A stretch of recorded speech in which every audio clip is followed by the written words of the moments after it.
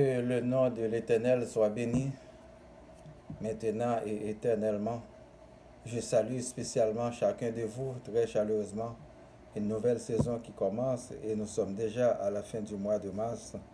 Nous disons merci au Seigneur pour ce mois et nous lui offrons le mois prochain. Qu'il soit toujours notre délivrance. Avec le Seigneur des Seigneurs, nous ferons des exploits. Qu'il nous anime de la chaleur de son amour afin d'avoir le frisson de cette fièvre les uns pour les autres partout sur la planète. Que le Seigneur nous délivre des traites qui sont dans nos seins, quelle que soit leur provenance. Bienvenue sur le web. Luc chapitre 22, du verset 1er à 71. La fête des pains sans levain, appelée la Pâque, approchait. Les principaux sacrificateurs et les scribes cherchaient les moyens de faire mourir Jésus, car ils craignaient le peuple. Or, Satan entra dans Judas, surnommé Iscariote, qui était du nombre des 12. Et Judas alla s'entendre avec les principaux sacrificateurs et les chefs de garde sur la manière de le leur livrer. Ils furent dans la joie et ils convinrent de lui donner de l'argent. Après s'être engagés, ils cherchaient une occasion favorable pour leur livrer Jésus à l'insu de la foule.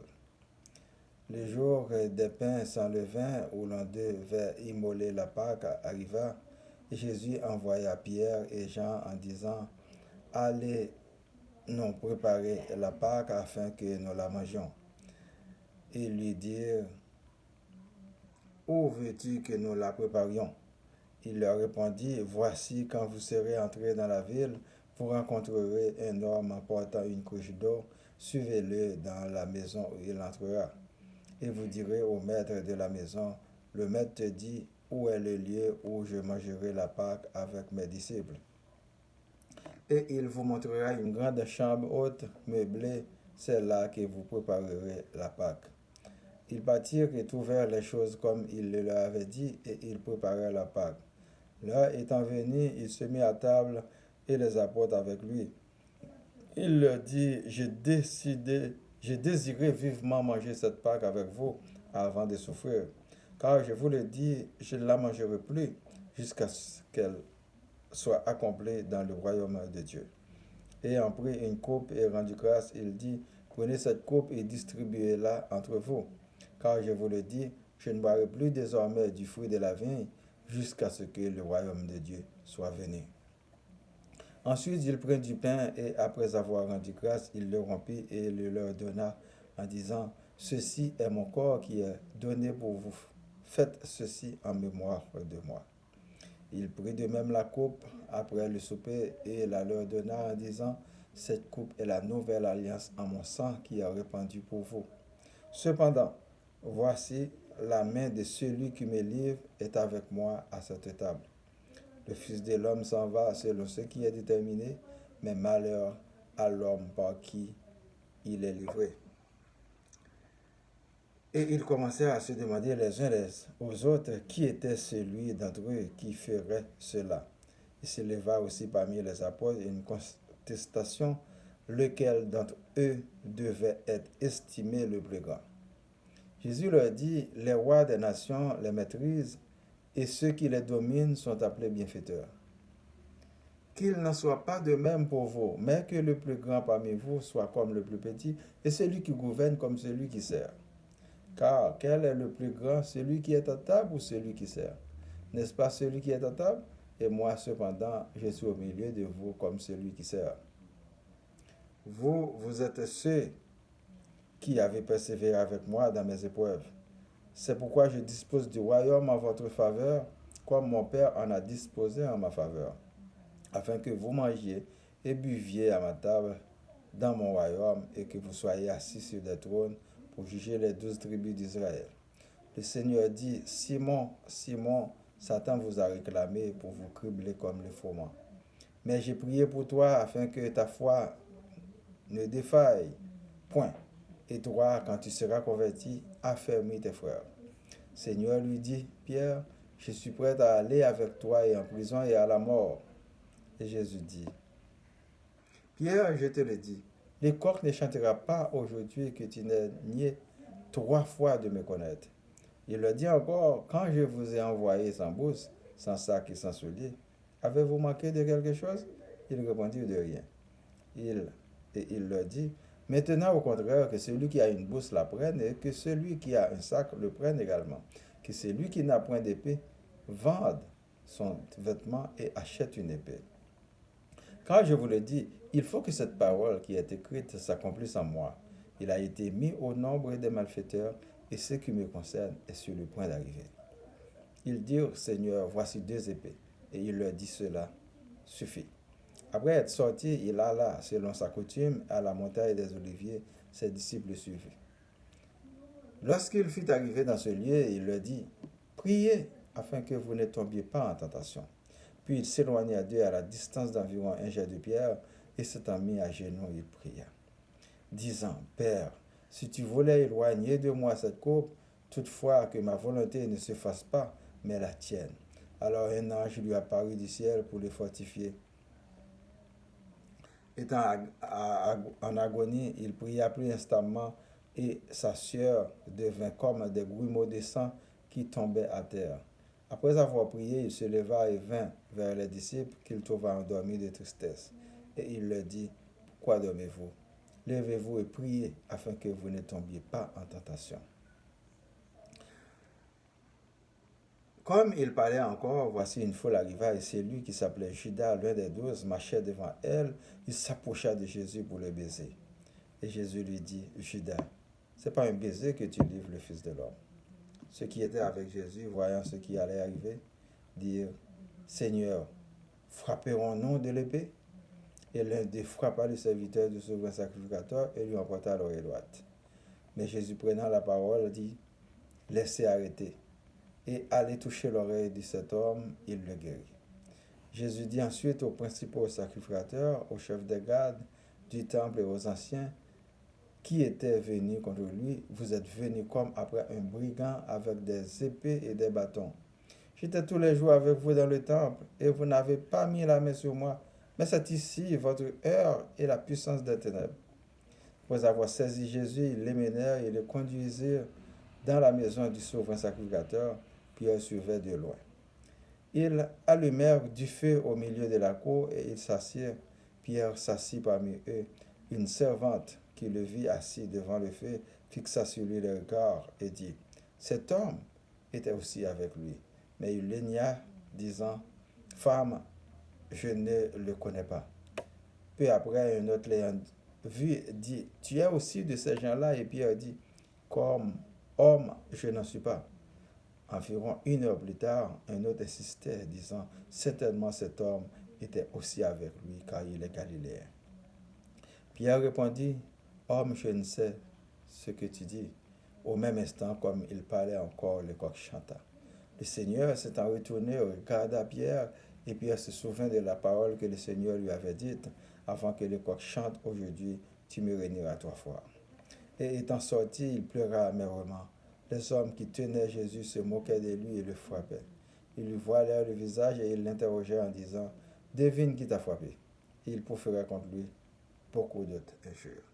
Quand le jour fut venu, le collège des anciens du peuple, les principaux sacrificateurs et les scribes s'assemblèrent et furent amenés Jésus dans leur Sanhédrin. Ils dirent, si tu es le Christ, dis le nom. Jésus leur répondit, si je vous le dis, vous ne le croirez pas. Et si je vous interroge, vous ne répondrez pas.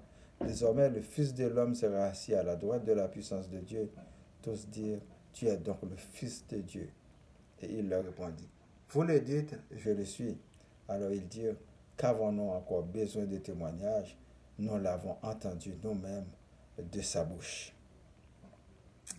Alors, mes frères et sœurs bien-aimés, pour la prédication, or Satan entra dans Judas, surnommé Iscariote, qui était du nombre des 12. Et Judas alla s'entendre avec les principaux sacrificateurs et les chefs de garde sur la manière de le leur livrer.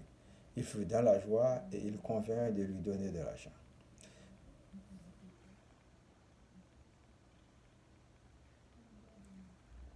En prélude de l'époque pascale, Beaucoup de gens s'arrangent à procéder à un changement radical dans leur vie pour se mettre au diapason avec le Rédempteur. Nous espérons que ce ne sera pas pour une courte durée, mais pour un véritable changement de cœur et de mentalité, non seulement pour le rachat de l'âme, mais aussi pour un nouveau comportement en vue d'un monde meilleur. Avec Jésus, nous ferons quand même des exploits. Nous demandons au Seigneur d'ouvrir nos yeux pour avoir des yeux spirituels, pour voir et comprendre les choses d'en haut. Souvent, nous avons des traites, des espions, des faux-semblants, des comploteurs autour de nous sans l'esprit saint, difficile à détecter, difficile à identifier. Parce que nous sommes bernés, ensorcelés, envoûtés par des personnes malveillantes. Nous comptons trop sur notre capacité, sur notre connaissance, sur notre pouvoir. Des fois, nous devons faire comme la police. Vous êtes coupable jusqu'à preuve du contraire. Judas est un des exemples de trahison de l'humanité et de l'ère chrétienne.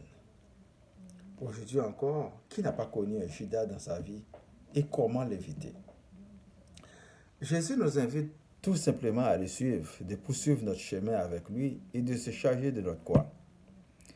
Malheur à celui qui se confie en l'homme. Seul Jésus ne nous trahira jamais. Dans le mariage, il y a le divorce. Dans la famille, il y a l'abandon. Dans l'amitié, il y a la trahison. Dans l'entreprise, il y a la révocation. Il y a la vie et il y a la mort. Jésus est éternel et Dieu est éternel. Confions-nous en lui, car lui-même seul peut contrôler l'homme. L'homme est une machine incontrôlable pour des humains. Il leur dit, j'ai désiré vivement manger cette Pâque avec vous avant de souffrir, car je vous le dis, je ne la mangerai plus jusqu'à ce qu'elle soit accomplie dans le royaume de Dieu. Jésus était en connaissance de cause. Il savait que le moment était venu, mais il était soumis au Père pour nous démontrer son affiliation, son obéissance avec lui. Il avait tout accepté.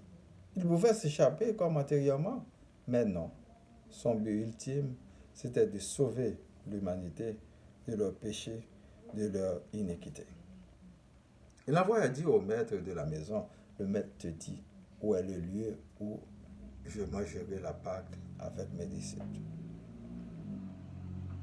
Et il vous montrera une grande chambre haute, meublée, c'est là que vous préparez la Pâque. Avec Jésus, le monde a connu la plus grande démocratie que les politiciens essaient d'imiter et contourner à leur propre façon et dans leur propre intérêt mesquin. Toujours est-il à nous d'accepter ou de rejeter l'invitation, mais chaque choix viendra avec ses conséquences.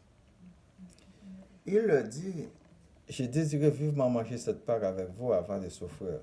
Il savait que la souffrance l'attendait, mais la prophétie doit être accomplie. C'était son dernier repas avec les apôtres. Parmi eux, un traître au nom de Judas, suivi de l'abandon de tous les autres apôtres pour se retrouver devant le fait accompli. Aucun des apôtres n'atteste d'être de la partie.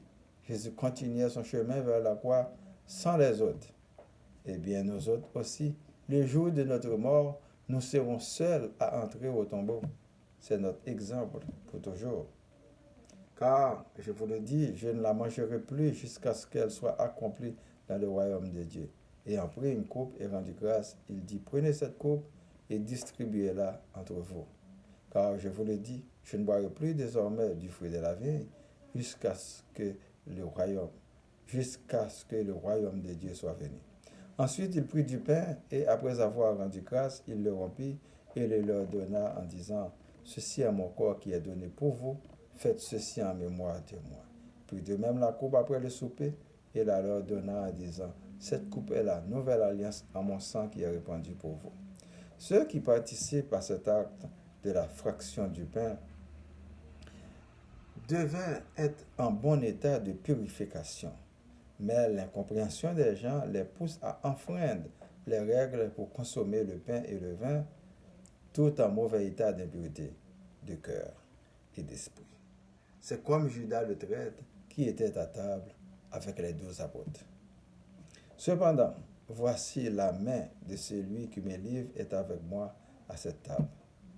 Le Fils de l'homme s'en va selon ce qui est déterminé, mais malheur à l'homme par qui il est livré. Malgré Judas était identifié, il n'avait pas renoncé à son complot. Mais malheur à l'homme qui l'a livré. Même quand vous connaissez le criminel, le voleur, l'assassin, le comploteur, le traître, le kidnappeur, n'empêche qu'il accomplisse son sale boulot.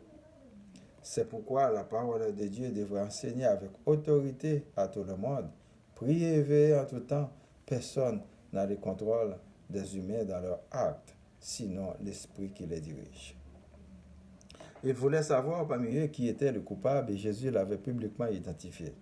Malheur aux hommes qui commettent l'iniquité et des mauvais actes contre leur prochain et qui n'ont pas eu le temps de se repentir. Car c'est la repentance qui nous rend enfants de Dieu, qui nous met en bonne condition de son royaume céleste. Il s'éleva aussi parmi les apôtres une contestation. Lequel d'entre eux devait être estimé le plus grand? Jésus leur dit, les rois des nations les maîtrisent et ceux qui les dominent sont appelés bienfaiteurs. Qu'il n'en soit pas de même pour vous, mais que le plus grand parmi vous soit comme le plus petit et celui qui gouverne comme celui qui sert. Ce texte nous explique quel est le comportement à avoir pour atteindre le salut, pour avoir un monde meilleur.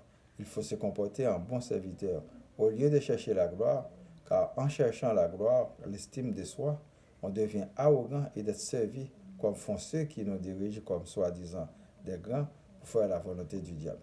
Voyons donc la plupart de nos élus, de nos leaders, nos dirigeants et de nos chefs.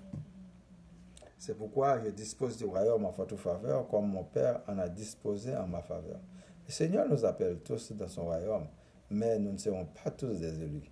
Le royaume sera pour les humbles, pour les enfants de lumière, et les enfants des ténèbres seront jetés dehors comme des mauvaises herbes pour le feu. En d'autres termes, le Seigneur a mis son royaume à notre disposition.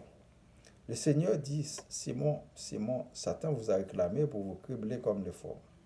Mais j'ai prié pour toi afin que ta foi ne défaille point, et toi, quand tu seras converti, affermis tes frères. Nous avons tous le devoir d'affermir les uns les autres, de prier l'un pour l'autre sans hypocrisie, afin qu'ils soient convertis et repentis, sans acception de personne, de religion ou des intérêts claniques. Même quand nous savons tous qu'il y en a parmi nous certaines personnes qui sont réclamées par Satan. Seigneur lui dit, Pierre, je suis prêt à aller avec toi et en prison et à la mort. Et Jésus dit, Pierre, je te le dis, le coq ne chantera pas aujourd'hui que tu n'aies nié 3 fois de me connaître. Des pensées de ce genre nous ont déjà enseigné. C'est dans l'adversité qu'on connaît les vrais amis. Vaut mieux être seul que mal accompagné. Donc Jésus était seul sur la croix parce qu'il fut venu sauver tout le monde. Combien qu'il est grand le Seigneur Jésus par sa magnificence. Disant, Père, si tu voulais éloigner de moi cette cour, toutefois que ma volonté ne se fasse pas, mais la tienne. Alors un ange lui apparut du ciel pour le fortifier. Étant en agonie, il priait plus instamment et sa sueur devint comme des grumeaux de sang qui tombaient à terre. Combien d'hommes, de femmes, de mères, de pères, d'enfants, de soldats jouant le rôle d'ange envoyés de Dieu pour nous sauver la vie en passant leur sienne en sacrifice. L'amour n'a vraiment pas de bruit. Celui qui perd sa vie à cause de la parole de Dieu la récupérera au dernier jour. Dans chaque famille, il y a un héros pour la délivrer. Et Jésus lui dit, Judas, c'est par un baiser que tu livres le Fils de l'homme. Oui, le comploteur, le traître a des signes pour identifier la victime sur la terre, sans tenir compte que ces mêmes signes serviront pour le condamner au jour du jugement dernier. Mais Jésus, prenant la parole, dit, laissez arrêter, et ayant touché l'oreille de cet homme, il le guérit. Voilà l'intelligence du sage, il guérit l'oreille de l'homme et poursuit son chemin jusqu'à la gloire. Pierre répondit, homme, je ne sais ce que tu dis. Au même instant, comme il parlait encore, le coq chanta. Pierre était partout avec Jésus dans sa prédication. Il le nia, afin que la prophétie s'accomplisse. Le Seigneur s'étant retourné, regarda Pierre, et Pierre se souvint de la parole que le Seigneur lui avait dite. Avant que le coq chante aujourd'hui, tu me régneras 3 fois. Et étant sorti, il pleura amèrement. Le regard de Jésus avait tout dit. Et Pierre se souvenait de la parole qu'il avait dite. Désormais, le Fils de l'homme sera assis à la droite de la puissance de Dieu. Tous dirent, tu es donc le Fils de Dieu? Et il leur répondit, vous le dites, je le suis. Le Fils de l'homme est présentement assis à la droite de la puissance de Dieu. Il est le maître du royaume de son Père. C'est à lui de nous enseigner quoi faire pour y entrer. Il nous dit de croire en lui et faire la volonté du Père. That's it. Nous demandons au Seigneur de nous pardonner les péchés, de nous purifier et de nous conduire vers son royaume éternel.